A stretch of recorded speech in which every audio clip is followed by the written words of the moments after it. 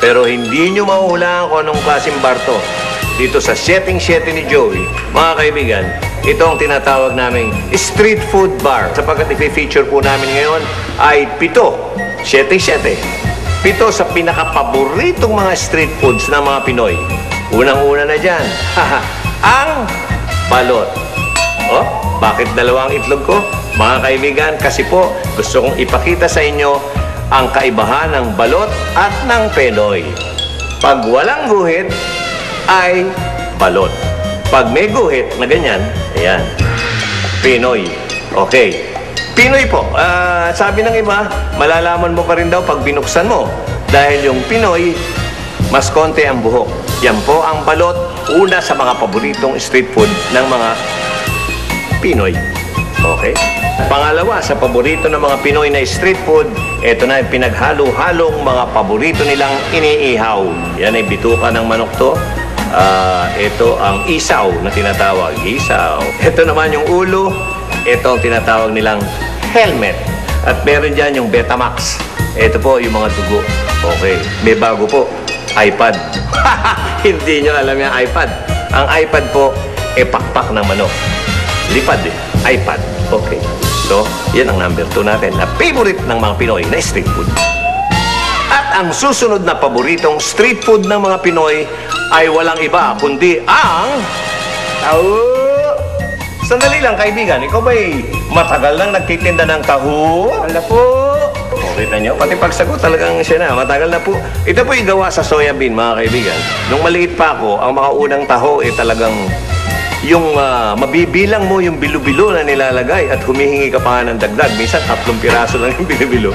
Pwede ba ang dagdag? Dadagdagan ng 1 o 2. Okay, mga kaibigan, yan po ang taho. Taho po.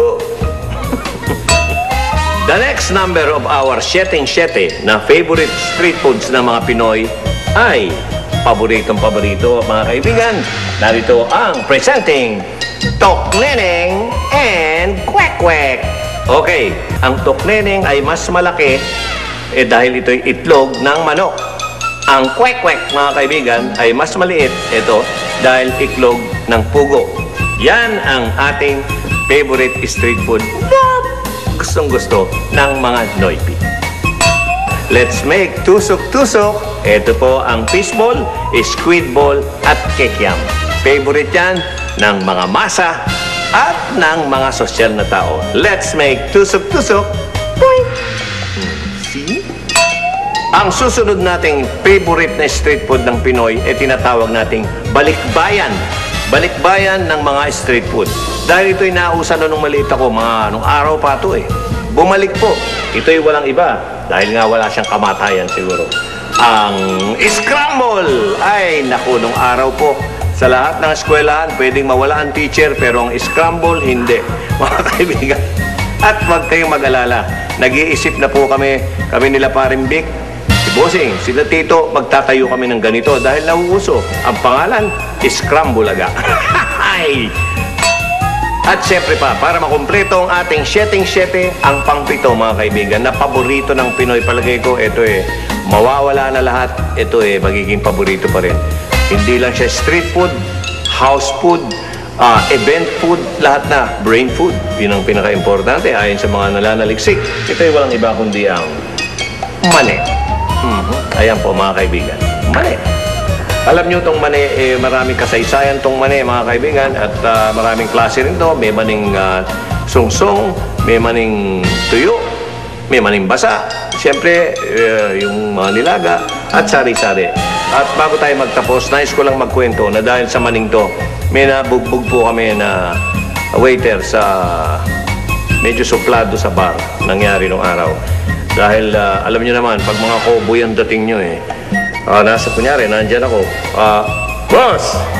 Beer nga! Siyempre, katerno ng beer. Ginaganon lang ang beer Tapos ginapadulas. Ginapadulas, dumudulas yung mug, yung may beer. Sasaluhin naman namin. Tsak! Minsan, pagkatapos ng beer, humingi kami ng mani. Boss! Bigyan mo ng pulutan dito, mani. Alam nyo ginawa ng waiter? Dumaklot. At hinagis sa amin pa ganun. Ayun tingnan nyo, ganyan. Hinagis yung mani. Inaway namin, binugbog namin, tingnan nyo nangyari. Hindi po totoo yung kasabihan, ha? Na sa mga taping, mga shooting, malas daw yung mani. Hindi po. Sa school bukol, mula school bukol hanggang ngayon, nagmamani kami sa mga shows. Hindi po totoo yan.